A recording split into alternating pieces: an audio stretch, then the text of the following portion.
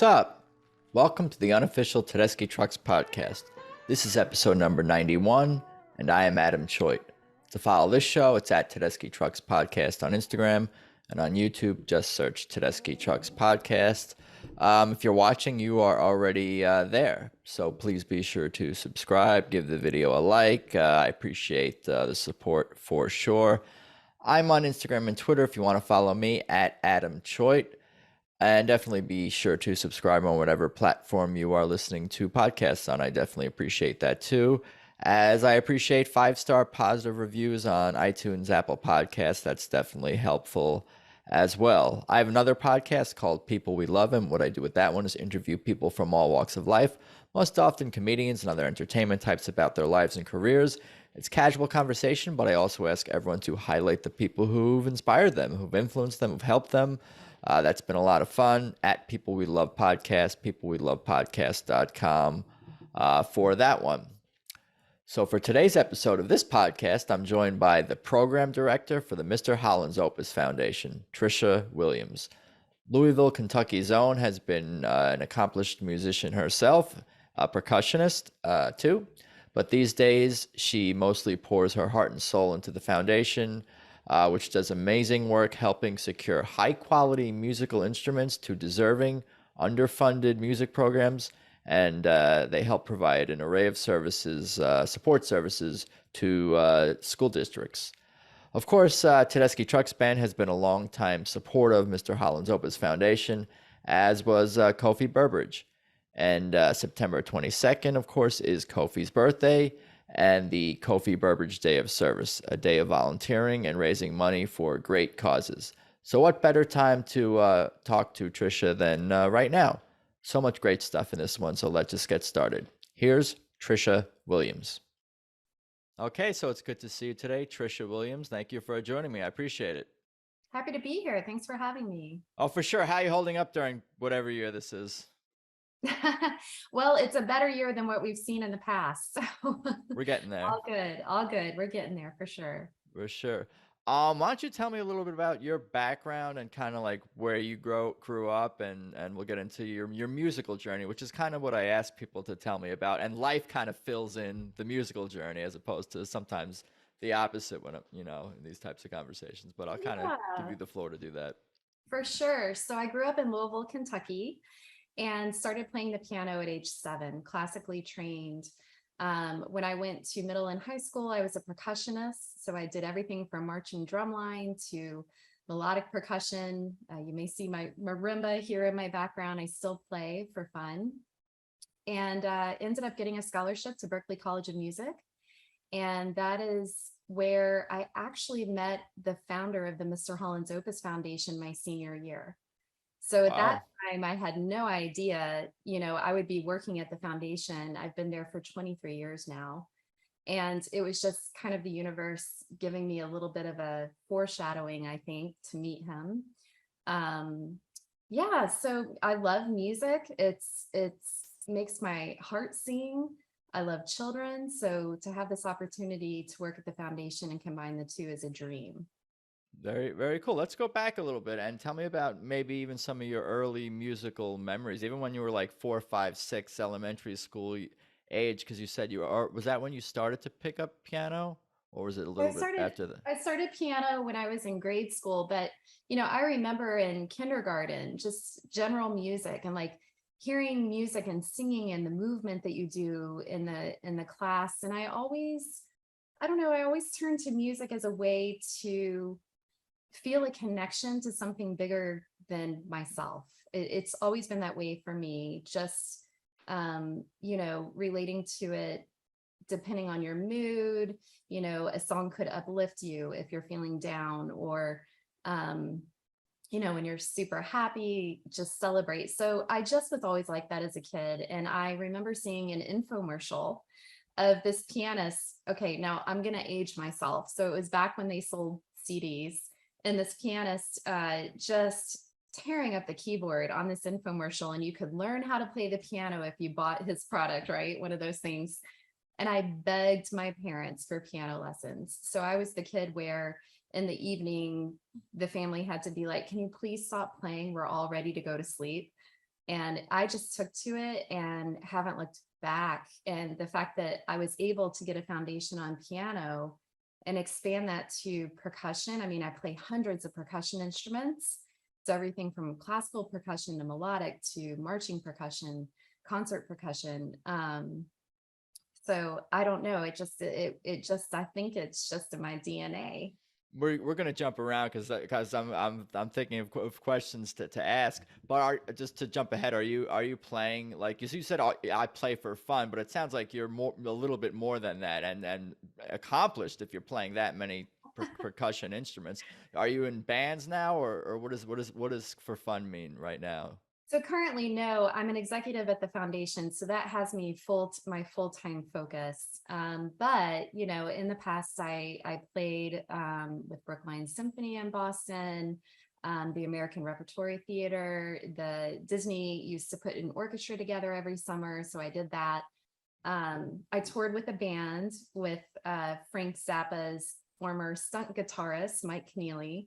So we toured the US and Amsterdam, many years ago. Actually, when I started at the foundation, I was part-time and performing at the same time. And I came back from a tour with the band and thought, okay, I have some decisions to make here as a young adult. And I just loved what the foundation was doing so much that I stuck with that. And that turned into my path because I got a dual degree, both in performance and music business when I was at Berkeley.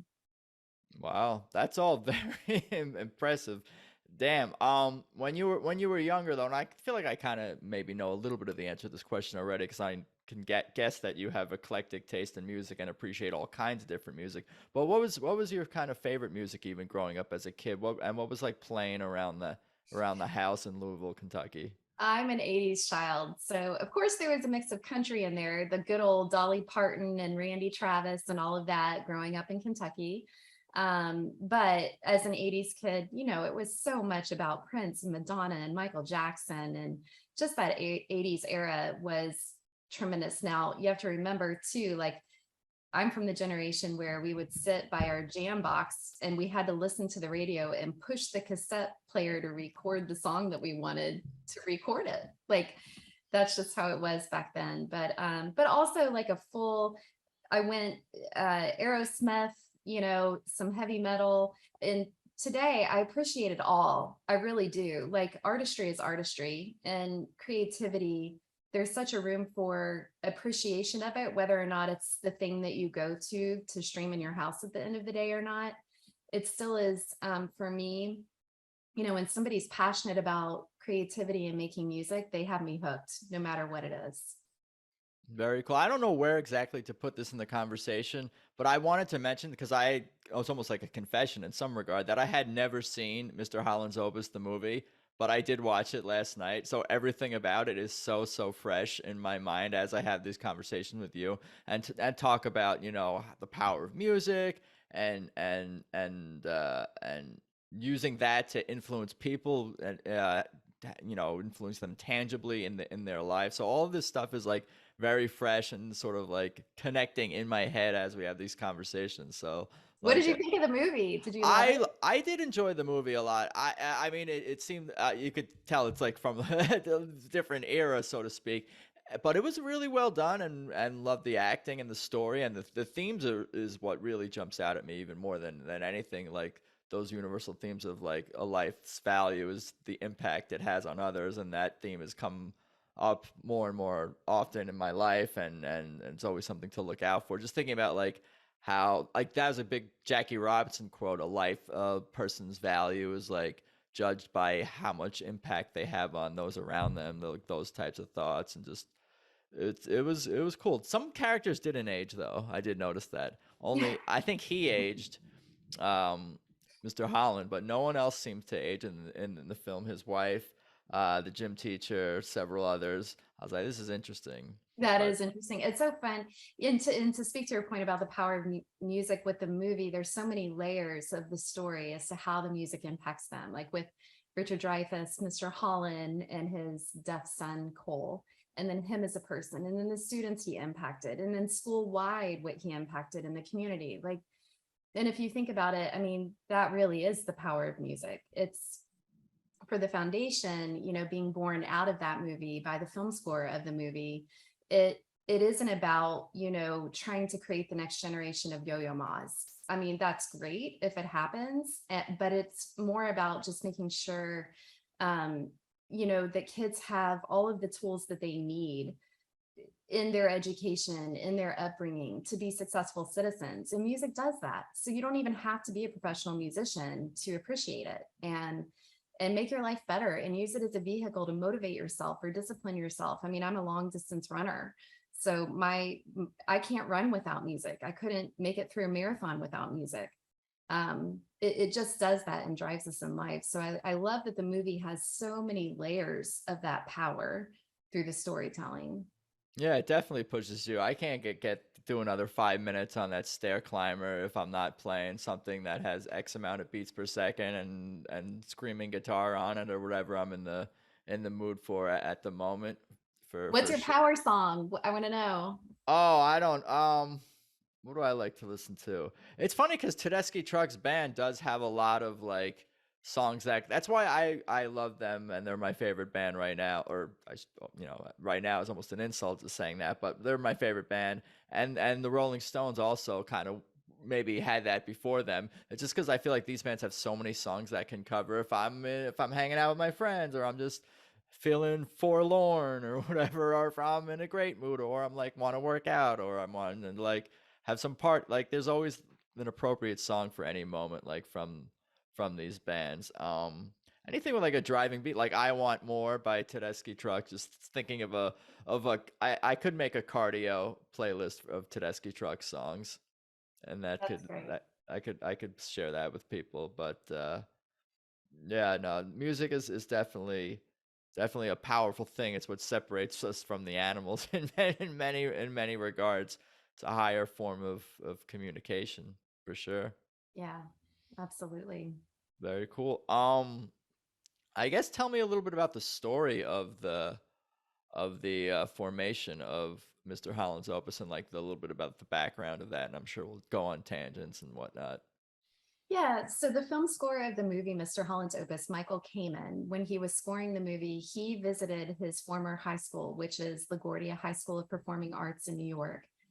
And his former band director was still teaching there, Gabe Kosakoff. And Gabe opened a closet full of broken instruments. And Michael pretty much on the spot said, I've got to do something about this, because there just wasn't money to repair them. There were students who couldn't be in the program because they couldn't provide their own instrument. So Michael did that. It was incorporated, the foundation was incorporated in 1996. And I've been there 23 years. And over the time of its inception, we've donated over 1,700 instruments valued at just over $35,000. Or sorry, let me say that again. Take that out. It's all Over good. 1,700 schools, 35,000 instruments at just over $30 million that we've granted. Michael started this as a very simple focus. And I think that's really good for organizations to take this approach when someone has this idea of changing the world. Go simple, very focused. We had one mission, and that was to make sure that all students had access to music education, no matter what their economic situation was at home, no matter if they could provide their own instrument or rent their own instrument, that schools had enough equipment to serve these interested students. So that is where it started. So fast forward since 1996. And when I came on board in 1999, my first day on the job was dumpster diving. So I had my duty that day was to ship a used clarinet to a school from California to Boston. And we had no money. I mean, we were a startup. Michael, planted the seed and got it up and running. But as with anything new, entrepreneurship, nonprofits, there's a starting point. So that's where we were. So I knew that my job was to find a free box because we didn't have money to purchase boxes. So we had a luggage store next door. So I go in the alley and go look in the dumpster, and there's a ton of like amazing boxes in great condition. So I'm like, boom, we can save $100 a month easily by just using these boxes from the luggage store that they're going to toss. Um, so to think back, 23 years from that day to now and what we're doing with the impact that we've had is just unbelievable. And we learned. So we learned in doing this work along the way, about a decade in, that we could go deeper and wider with it. So we expanded our program to also provide support services to school districts, to get more into the conversation of strategic planning with school districts and how they're going to spend their budgets on music and arts education. So, Michael, unfortunately, is not with us any longer. He passed away several years ago. Hopefully he would be very proud of us. I think he would be, but it just took that one little dream of his, that seed that he planted. And I tell my board, I feel like we're just getting started. 23 years at this, and I feel like we're just getting started. So it's been a wild ride. That's great. It's almost like there should be a part 2 to the film, or like a documentary version, or something that continues on the story. It's all good. With the story of where this has gone in real life. That's amazing. And it's good that you guys go beyond just saying, here's a clarinet. Like, you are diving into the budgets and looking at the programs and crunching the numbers and just like really diving into it. Because I mean, that's the first thing that gets like cut, it seems like, is the arts and music. I can't think of anything. It's like what gets cut first besides those things. people, Yeah, people I mean, themselves. the good thing is, considering that I've been at the foundation for over 2 decades, the first decade of my career was very much trying to get people to understand the importance of music education. I will say that now I feel like the general pulse in the nation is people understand it. People, leadership for schools, they really acknowledge, I think, at large, the importance of music education. The issue that I see happening is people just really thinking about bigger decision making and the impact it has on individual school sites. There's so much to it, because you think that for a school district, for example, that says all of our middle and high schools should have choir. I mean, in theory, that sounds amazing, but then we go into those schools and realize there wasn't money to hire a choir teacher. So the string teacher is having to teach choir classes, which is making the string program, challenging it as far as kids being able to enroll, and the teacher putting time into planning and fundraising for the string program, because now the teacher has to study up, try to learn how to teach choir when they're not even necessarily endorsed with their certification to teach that class. So for me, it's more about, I think we have a great, at large, like at the national level, people understand the importance, but now we're really getting into the mechanics of making sure all the kids have access to quality programming, and that our teachers aren't pulled so thin, being asked to teach outside of their content area, or majority of the teachers that I work with pay out of pocket for expenses. So it's those small things, but big things that happen at the individual school site. What about any notable moments or deals, so to speak, or donations or contributions that you guys made, like, to that are like highlights for you, maybe even in the more early days of working for the foundation? What jumps So out as you as highlights? yeah, so in the early days, it was very much, we were a recycling center as well. So we would collect used instruments, we would repair them, send them to schools.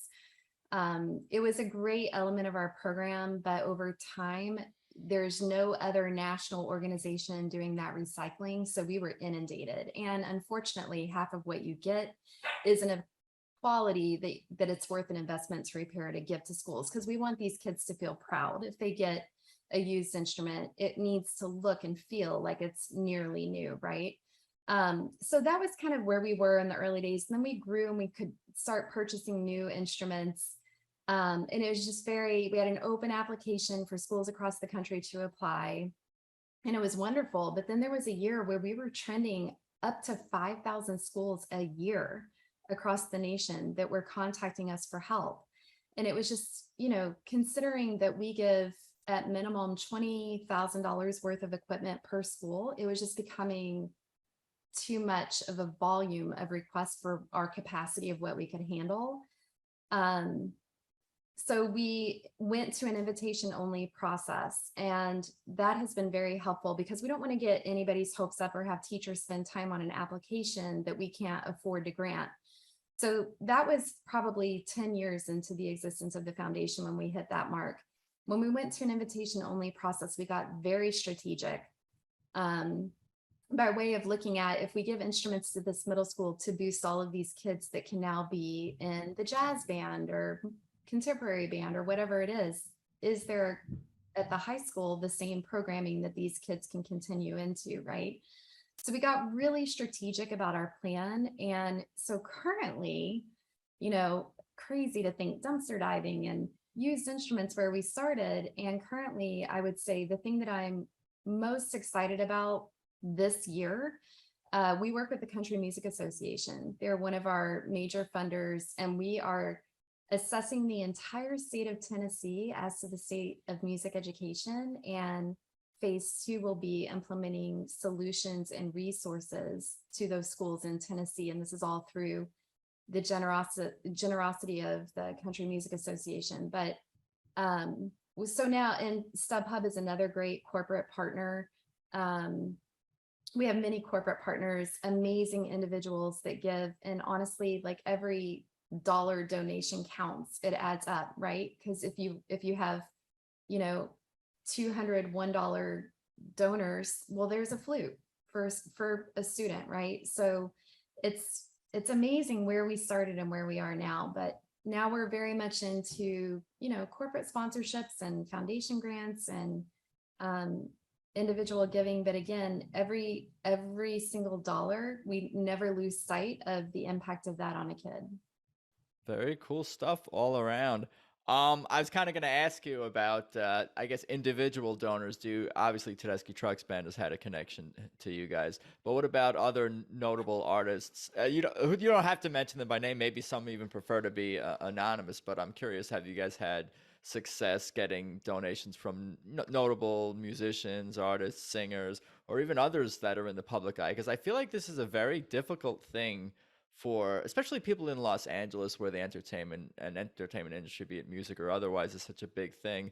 Like, to help kids get access to music, it's a hard thing to say no to. So I'm sure you have a list of funders who are somewhat high profile or publicly known. So I'm kind of curious about that. We do. So you may have known of an amazing musician who also just shifted my world at the foundation and getting to know him, Eddie Van Halen. I have heard of Eddie Van Halen. You've heard of Eddie Van Halen. So, oh man, he's missed. So yes, Eddie was a supporter of the foundation for many years before his passing. And he was in it to just, his heart was in it. His heart was in it. It wasn't just about giving back, paying a check. He was in it to the point where we would visit schools together so he could see and meet the guitar students that his donations impacted. And when he passed, he left us a very generous bequest in his will.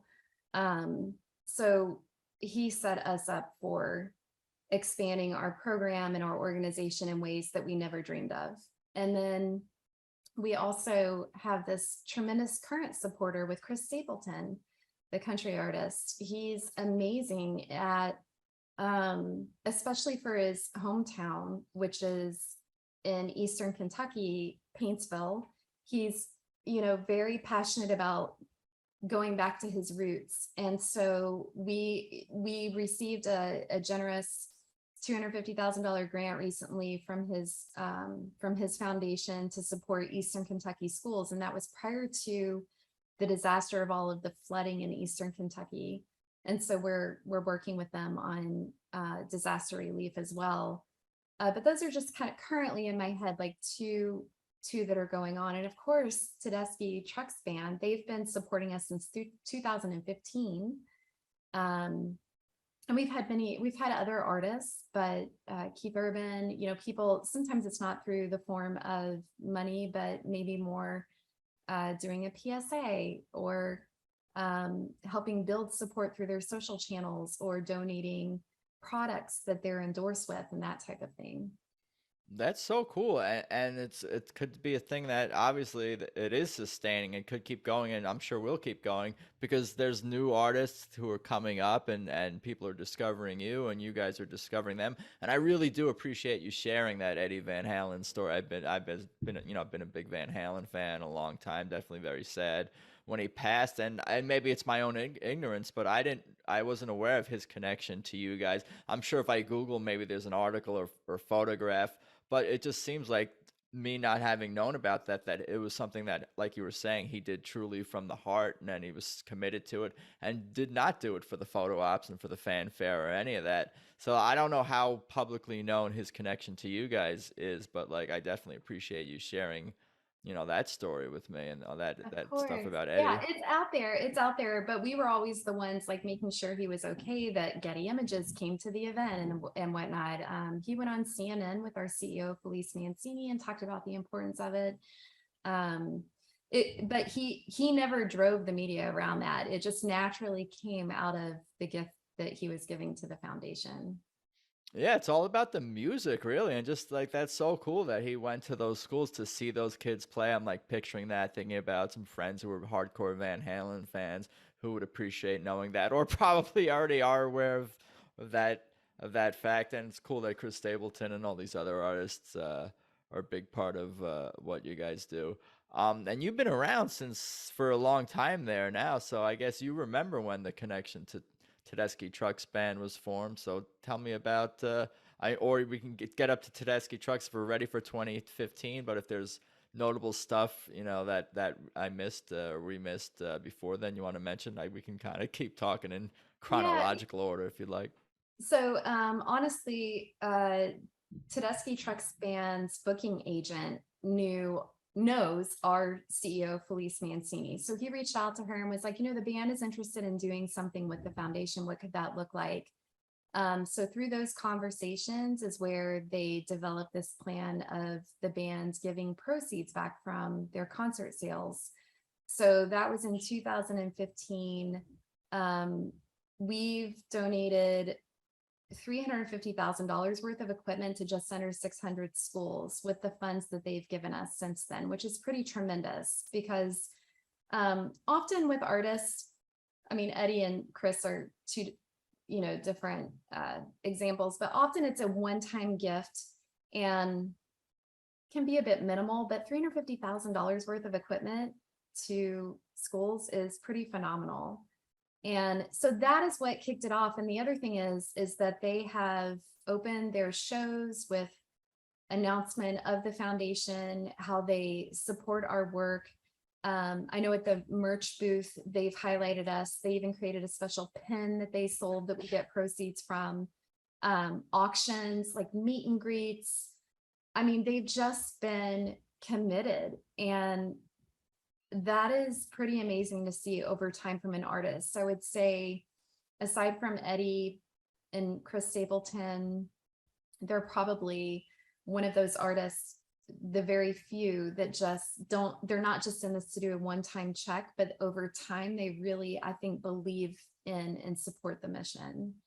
That's part of the thing, being a big Tedeschi Trucks Band fan. It goes beyond just the music. It's the kind of people that they are, and the time that they give, and the money that they give, and they are a successful band, of course, but perhaps they're not on the level of like financial as like a Beyonce or some other artist. So like, it's a higher percent of what they're earning is going towards you guys than what some other mega pop star might be able to donate. So it's definitely very generous on their behalf to like in quantity and quality and frequency of support in all different kinds of ways.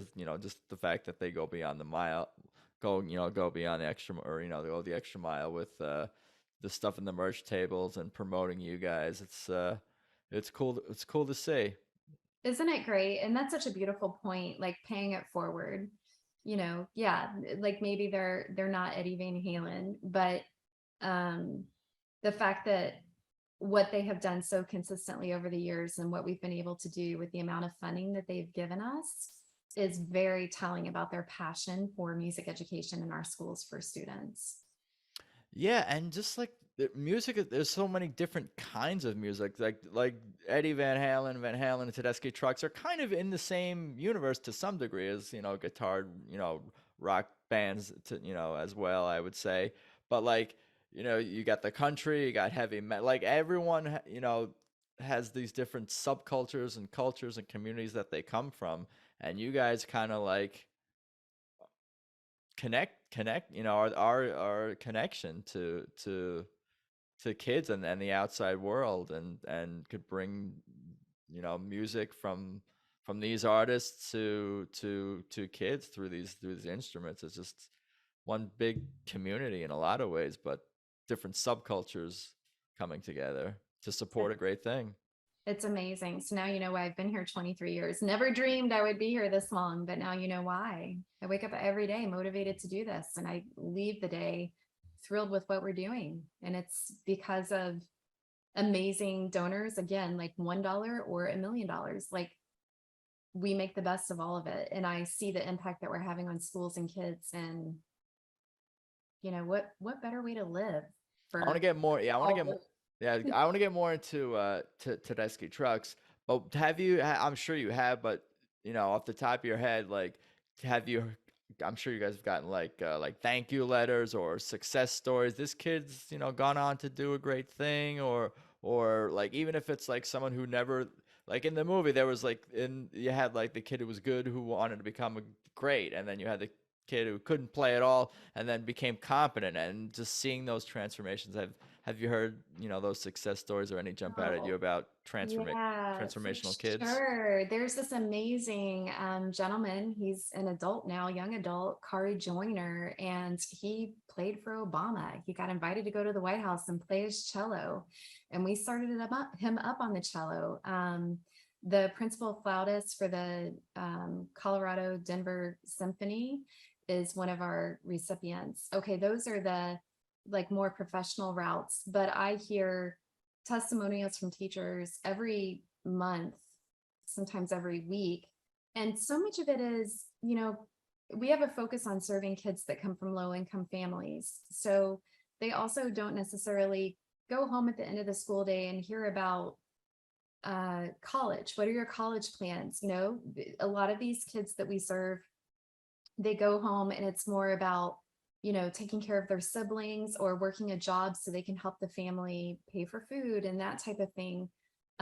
So a lot of the success stories are, again, that bigger youth development piece about how being in the music program landed them a scholarship to go to college. And they don't even have to be a music major. But they've been successful in getting scholarships to just be able to get their foot in the door and attend college. We're also, really looking at things such as how is it contributing to success with math and reading and these other content areas at school. And our music kids are outperforming their peers in school. So it is, I'm fortunate that I get this feedback from the teachers, and I get to hear about kind of the longer impact that we've made. Um, it's just mind-blowing, honestly. It's Yeah, amazing. yeah, I can see, and it gives you such joy for the people listening just audio only. Like the smile on your face is so authentic when you talk about this stuff. It's cool to see, it's cool to hear, and I'm reminded of something I thought of like 20 minutes ago when you were talking about like the importance of like learning music, and it kind of teaches discipline, but it's like a real tangible way where a kid could learn discipline and see results and see improvement. Like I couldn't do XYZ, couldn't get this sound out 10 minutes ago, a week ago, a month ago, but now I can do it. Wow, if I apply myself, like then I could get better at things, and you could relate and transfer that lesson and those themes from one aspect of life to the other. And the kids are not even thinking that like consciously, I'm sure half the time. It's like, oh, if I apply myself, I could do whatever. But you're just kind of like you're growing and without even really knowing it, I guess, or you might not be aware of like the power that, learning music can have on you in the moment. Yeah, that's so true. So what you just reminded me of is, for example, some of our students that are where English isn't their first language, and they're sitting in a music class. Well, if they're in the first year music class, they're sitting next to their peer who may be very fluent in English, but they're both learning how to put their clarinet together at the same time. So some of the most powerful stories come out of that, about how in the moment in that music class, it bridges kids, especially in middle and high school. Things get kind of tough for kids, teenagers, and it gives them a family and it gives them acceptance. And you can have, Latino, African American, white, all in the same class. You can have affluent kids, low income kids, special education kids, just a mix of populations. But in that class, they're all coming together to sit around the dinner table and to figure out how to hold their utensil and properly eat a meal together. Like that's literally what it is. So it bridges so many of the kids and their differences, where they may come to school and feel, I don't know, less confident or bashful, or feel like they're struggling in ways. And it bridges them with peers that are total opposite of them, and builds their confidence in that way too, and connections and friendships. Yeah, that's great stuff as well. And I'm kind of like reminded of like sports in some regard, just like it brings people together. It's like it's no matter what your background is, if you can play, you can play, and teamwork is a big part of sports, and teamwork is a big part of making music as well, in a lot of regards, especially if you're in a band or in school or something like that. And even just the thrill of watching and listening to to music, or being at a big sporting event, it kind of gives you a similar rush of excitement in a lot of ways as well. Seeing people who do something at a very high level, like, and sharing that with an audience, it can be thrilling. It's like, I don't know. I love events. I love entertainment. I love all this stuff. Like, It's you so know, true. And your point about sports, it's not either or, it's both, right? Like there's room for so much for kids, and not just like, oh, if you're in music you can't be on the football team. No, I mean, we have worked with so many schools where the team captain for the football team plays the flute. Terry Crews, if former football player, America's Got Talent host, we did an event with them, and it's on YouTube. We did a surprise donation at a school with him, and it aired on AGT. But I mean, that was his story. He got this flute and he was super shy and felt unconfident, and it gave him this confidence as a kid. And he took that and applied it to sports, and look where he is now. very cool. I'm gonna make a good transition from Terry Crews's flute into that of Kofi Burbridge, and let's get back on the TTB journey. You told me that we were talking about how they've been such a great support of you guys over the years. So from 2015 on, I'll kind of let you tell me any stories, anecdotes, notable moments, interactions with them, how the Kofi stuff came to be. I'll let you do your thing. Yeah. So, to be honest with you, I didn't even know about Tedeschi Trucks Band until they became a funder. And with any artist that is a funder, I get real interested in hearing their sound and what their music is like. So I personally just started telling Alexa to stream it in my house. Um, you know, so as far as the band is concerned, that's kind of the extent. I'm a newbie, continuously learning. I love their song "Come See About Me." I don't know, it's on my running playlist. I love that song.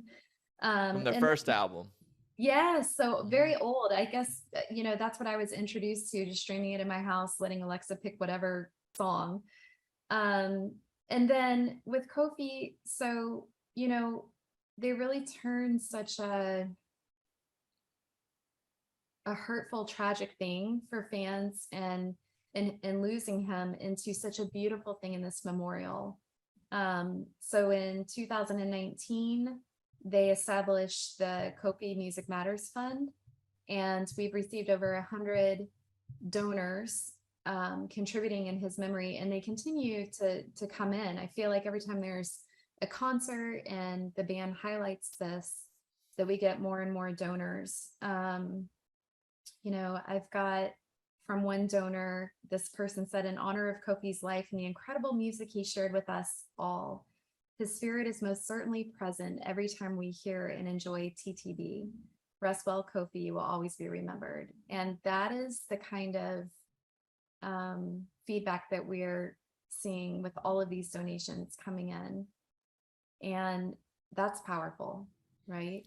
Yeah, I'm reminded during the lockdowns and all that in 2020 when the band was raising money to help support their crew. They had a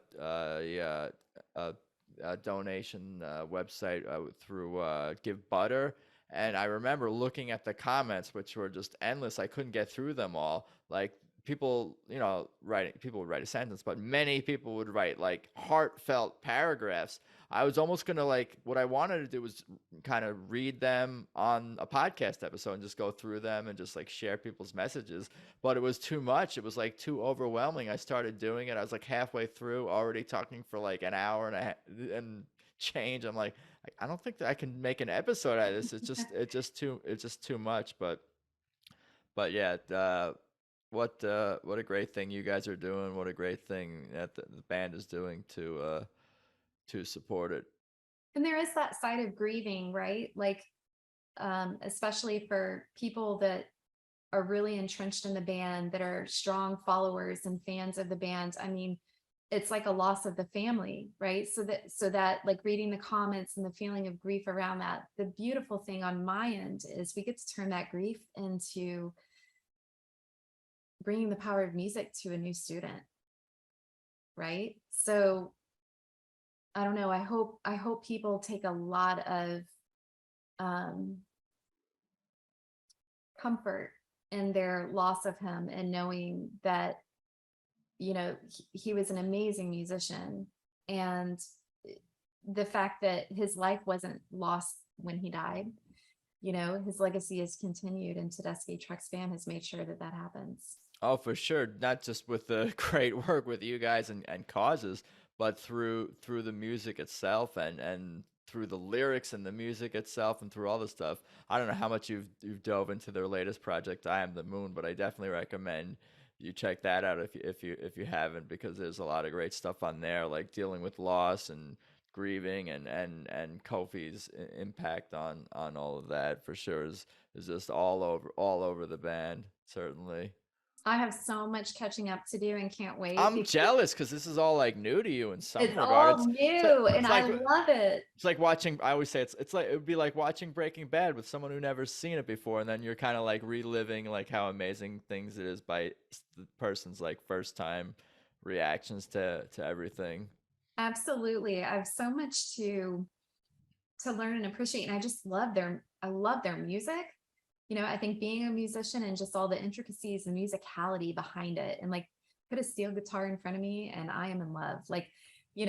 Just the musicians are phenomenal. Susan's voice is just one of a kind, and the soul that she brings out in the lyrics and the way that she delivers the message that she's intending through her sound is I don't know how anybody could listen to that and not fall in love. So yeah, I've got a lot more to hear up on and listen to with the band, but yeah, so far I'm blown away by them. I'm guessing not, but have you seen them live? I haven't. They were at the Greek here in LA recently, and I was hoping to go, but I was actually at another concert that night. So I will one day. But yeah. I have a couple board members that are big fans that go, and we're always updating our board about the support they're giving us. So people even of an older generation, some of them on our board, they're researching and listening and just appreciating them as funders, and spreading music that way too. That's where you get serious converts. I think that's where the majority of converts have come, and new fans, either from even just watching them perform live on videos or DVDs or something like that. But once you go live, Like I always talk to hardcore fans, and they'll be like, "Yeah, I brought my friend who wasn't really familiar with them into the show." They were like, "Oh, I don't know what the big deal is." And then by like the third song, they're like, "Oh, I get it." So live is definitely a totally otherworldly and other type of experience. So I'm if you don't mind, I'm gonna be following up with you periodically.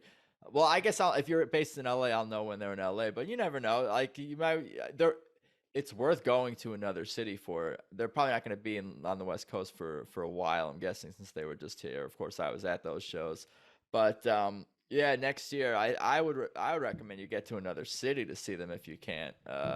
You know, For sure. I have to see wait. them live. I have to see them live.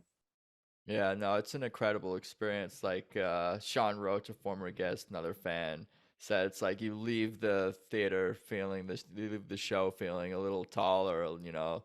So it's a certainly a spiritual experience. It's like and another, I'm just thinking about how other fans describe it. It's like I didn't know I needed that, or like oh we needed this like. So, it's medicine, it's magic, it's all these things, music, and especially them, and between her voice and the way he plays that slide guitar, especially, it's like they got your soul on a string, and no note is wasted, no lyric is wasted, no moment of the show is wasted, and they may go on tangents and improvise and have extended versions of things, but everything is a journey, a tight journey, and a narrative, I feel like, in many ways, and that's what separates them. I'm going on a rant myself right now, but I do mention this fairly often, is that I feel like what separates them from like maybe other like jam bands or bands that jam is that there's always it's a narrative, it's a journey, it's a story that they're taking you on. They're not just like playing for the sake of playing. Here we're gonna do our 15-minute jam or whatever it is. Give the drummers their time. It's not really that. It's something that builds and has peaks and valleys, and when you go to a show, you kind of experience every single emotion there is, really, even humor to some degree, if you're paying attention to enough what's going on the stage and seeing some funny moments between members of the band. They really do cover like all the emotions with all their songs, and again, like that's why I can listen to them all the time and every day, and they're my favorite band because they play all kinds of musics for all different kinds of moods, and just listening to their albums is takes you on a journey itself. Listening to live shows, that's a journey in itself. Like within songs, there's peaks and valleys, and then within sets, there's peaks and valleys, and then within a tour, there's like, and I mean peaks and valleys, just you know what I mean, just different emotional peaks, or different emotional types of emotional impact that the music has on, and following the band has on their supporters, fans, followers, all that. So it's just been a joy for me to follow them and just be a fan from afar. It's so cool. I love that so much. And you've really motivated me to make sure, like, even if I have to go out of state to see a concert, I need to see them live. Cause, like I ran the LA Marathon right before the pandemic. And I want to say I probably had like a good dozen of their songs on my playlist. Like, and it's like that. Like it's motivating, the highs and the lows, and like you can get lost in it. So I could pass like 10 miles just listening to the music and not even remembering that I'm running, because it just gets you lost in the music. I love how you describe that, and just the journey that it takes you on, because I think that's probably the biggest connection that I've felt just streaming it, listening to it on my own without having seen them in concert, is just what music does, and the power of music. Yes, but it moves us in different ways. Different artists move us in different ways, so their way is very special. Yeah, no, I appreciate that you appreciate my rants, and I'm unabashedly total fanboy, like to the point where it's like I have like unconditional love for them and everything they do. And I'm reminded of a friend who was a big Van Halen fan, and he described his relationship with the band and their music as like, even if critics don't love something they're doing or fans have mixed reaction, I always understand what they're trying to do, and I appreciate what they're trying to do, and I get where they're coming from, in a sense, musically, with a song or with an album or something like that. Even if I don't know every single aspect of the theory side of things. I play music a little bit myself, not on your level, certainly not on professional level or anything like that, but enough so where I can appreciate, different aspects of it, certainly from the technical stuff to, just how it makes me feel, Isn't that basically. great though? Like you're more of a leisurely musician and I'm more of a trained like musician, and we both hear the same music from Tedeschi Trucks Band and feel the same way, you know? I mean that in and of itself is such a power of connecting with people, you know, because when I first listened to them, I'm like, maybe I'm really appreciating this because I am so technical with music, that I'm classically trained. I appreciate all of the layers, and, you know, it's not just your typical pop song that you hear the same groove go on and on and on with a chorus stuck in the middle. Like, but it's like it reminds me so much of being at Berkeley and all of these amazing musicians I was around. And I thought maybe this is why I connect to it. But in hearing you speak, like, no, it's like for broad ears too, you know, it's pretty Right. cool. And again, like sports, like watching football, you could appreciate the game from afar, not even really understanding the rules entirely, or you could know how to draw up plays and break down film and appreciate it too. It's like it's cool that there's certain things in life where like you can appreciate it on different levels, and there's no limit to how deep one could go with that appreciation. And one thing with this podcast that has also, is something that's made me have more appreciation for is others who are particularly more articulate when it comes to talking about music than me, because it's a challenging thing to do. I feel like, to talk about music, because it's like, why not just listen to the thing? But there are people with big vocabularies who are great articulating their feelings and thoughts about music and conveying, describing it, so to speak, to an audience. And I appreciate that, people who Well, can. don't ever be intimidated because people need to hear, you know, I think your average listener doesn't have the musical training as a Berkeley alum, right? Like, so never be intimidated by that, because if anything, you're bridging a translation of that to people that just freaking love to relax at the end of the day and appreciate music. Yeah, I just get into this thing where I'll be recapping a show or something like that, or talking about a Tedeschi Trucks album, concert, song, whatever, and I'll just be like, "That was awesome. I love that. So great, amazing." It's almost like a running joke, and some people are aware of this. I will pull up a thesaurus just to keep things fresh, like, and I'll type in like excellent or amazing, and then like I'll be like, that song that they played, do I look worried? Number two, that was just spectacular. That was stupendous. Whatever it is, like, just to keep Transformative. right. And they're all accurate, and I mean it too when I talk about it, for sure. Well, I love your passion. I love your passion for the band and what you're doing with your podcast. Oh, And I appreciate that. yeah, Oh, so good. yeah, thank you. What we should talk about is, 'cause we're recording this on Wednesday. What is it, the 21st? And tomorrow, the Thursday, is of course Kofi Burbridge day of service. So why don't you tell me a little bit about what's going on with you guys and connection to that, and I'm gonna do my best to get this out the day of, to help, like, just get you guys out there more, promote this, and just keep the train Yeah, moving. and forgive me because Natalia from our office is organizing and been more in the loop with that. But um, so tomorrow's very exciting.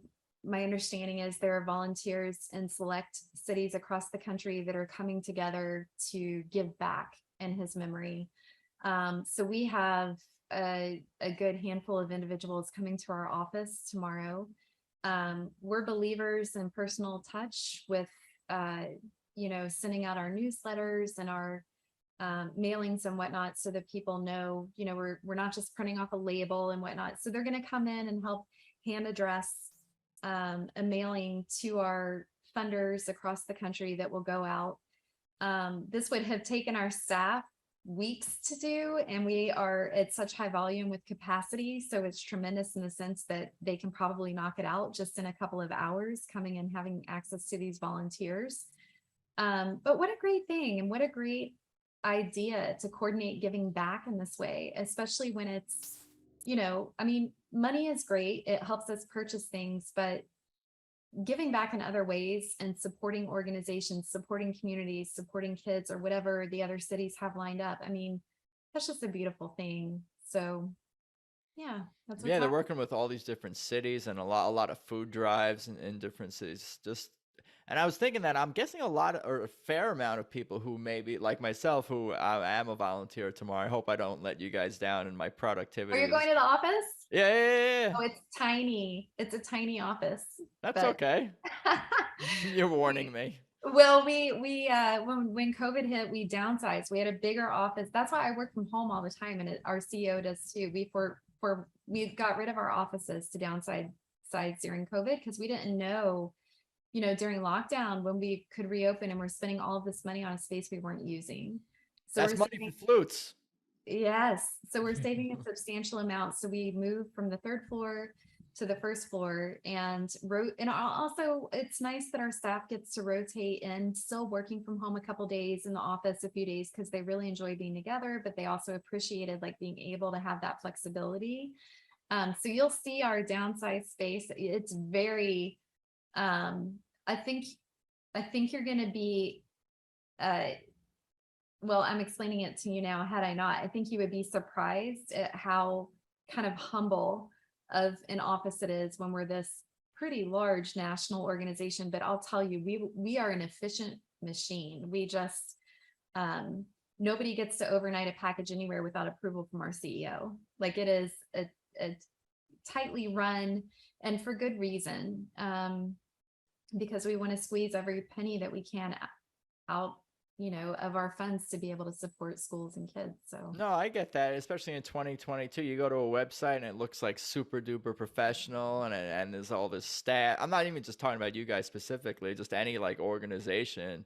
And then like you go to their or and in some cases they may not even have an office. It may be just people working at a home. But so that doesn't make it any less impactful or powerful or yeah, successful or yeah, anything like that. And what I was gonna say is that like the fact that this is getting me to to go out there and actually meet people and do actually volunteer time in it, I feel like a handful of people I'm sure who volunteer or have been connected to make a donation through their favorite artist, they stick around. Like that must be like, that's why it's important for the Eddie Van Halens and the Tedeschi Trucks bands and like people who are in the public eye to promote these causes, because like that's what I'm sure draws in the average fan to either contribute money, a small amount of money, or their time. And once they're sort of like introduced to that, to either you guys or other causes, they might be willing to be regular donors or donate again or give time again. Just stay involved in some way, even if it's a small amount. Like you're saying, that makes an impact. for sure. Like, we still have people on Eddie's birthday or on the day of his passing. Like, we will get donations in that day just in his memory of those milestones of people that initially donated right after. And I love too that, again, like, it gives people a space with their grieving and their um music is so powerful to all of us, and we're all big fans of certain artists, and you need to do something with that energy, especially when they pass and you're heartbroken. And so you're right. Like, I feel like they're introducing us to people that may never have ever heard about us, or that we may never have reached through our efforts, and then it builds from there. So it is honestly like one big national family. It's amazing.